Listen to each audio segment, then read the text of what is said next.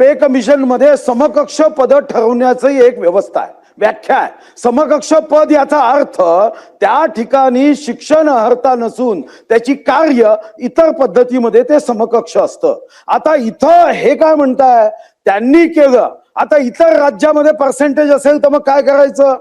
तुम्ही असा हट्ट का करताय? मी तर तुम्हाला विनंती करेन की तुम्ही यांना फक्त इकडून तिकडे जाता येतं, तर त्या अगोदरही जाता येत होतं, तेव्हा 55% अट होती. आता तुम्ही 55%ची अटही काढताय. आता 60% तर करणं सोडा, म्हणजे नाश्त्या जेवायला आलेल्या माणसाला तर नाश्ता न देता रिकामं पाठवलं जात आहे, तसं आहे.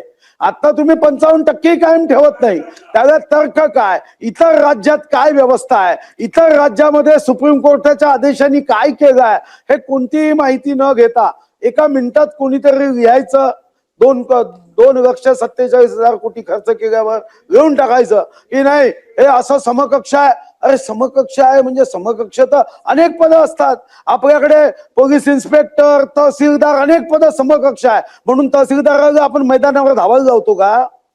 असं थोडी असतं समकक्ष आहे आणि निमित्ताने करणं. आपण समकक्ष आहे, आम्ही फक्त एवढं विचारतोय की कायद्याच्या चौकटीत हे करण्याचा अधिकार जो तुम्ही विचारला, कायद्याच्या चौकटीत हा करण्याचा अधिकार तुम्हाला आहे का? तुम्ही नाही म्हणा, मग आम्ही अभ्यास करून इच्छा नसतानाही मित्रावर हक्कभंग टाकू, एवढंच.